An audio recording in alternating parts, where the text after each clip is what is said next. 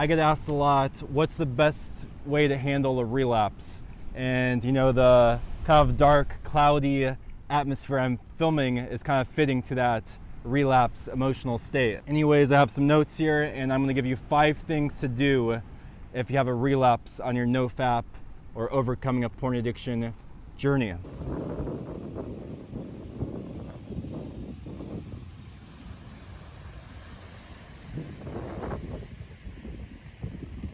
So the first thing is, it's really important to, after you relapse, to forgive yourself. Self-forgiveness, compassion, being gentle on yourself is huge.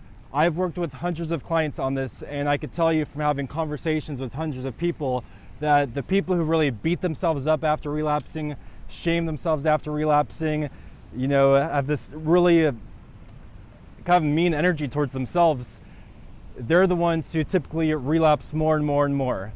However, my clients who really have lots of self-compassion for themselves, gentleness for themselves, self-love, they're the ones who could typically bounce back quicker. Just the other day, one of my clients was talking about how changing his mental self-talk has been a huge game changer for him. He said he'll like look in the mirror and say, "I love you," you know, to himself. So for me, it'd be like, "I love you, Luke." You know, looking in the mirror. Think if a divine figure or a really loving person, think if Jesus or Buddha was there with you right after a relapse, how would they respond?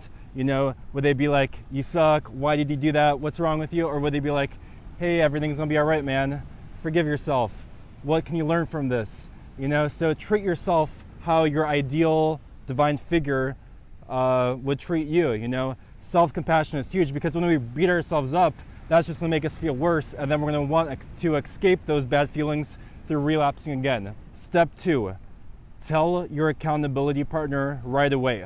If you don't have an accountability partner, get an accountability partner. This is something I've talked about in a bunch of previous videos. I think maybe the #1 thing to help overcome this addiction or be successful on NoFap is to have social support and accountability.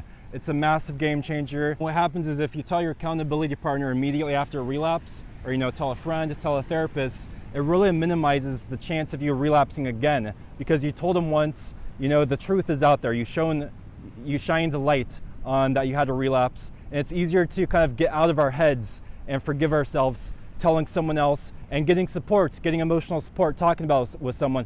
But even if it's just a text or an email saying, "Hey, I'm embarrassed to admit it, but I had to slip," you know, that's powerful, and that will reduce the chances of further relapses happening. My 3rd tip is to do your absolute best not to binge. There's actually an article on Your Brain on Porn, I'll try to find it and put it in the description, talking about how intermittent use with binging, so let's say you're clean for 10 days and then you have a massive binge, clean for 10 days, then have a massive binge, that's actually extremely bad for the brain, because right as those receptors heal, you just nuke them again. The receptors heal and then you nuke them. And so binging is just terrible for the brain. And if you relapse once, easier said than done, but do your absolute best to keep it at just that one relapse, because each additional relapse is like exponentially worse on your brain. So if you relapse once, you know, there is like that period where you have some clarity, why did I do that? And during that period of clarity, you know, go for a drive, get out of your house or apartment, put your computer away, lock your computer, put blockers on, put your cell phone away, put your laptop in a different room. You know, do whatever it takes to not allow another relapse to happen. Do whatever it takes. It's so worth it. If you could just keep that one and bounce back, it's so much better than doing it twice, 3 times. 4th thing to do after relapse is to reflect on why the relapse happened. What emotional states were you in when the relapse happened? Were you horny?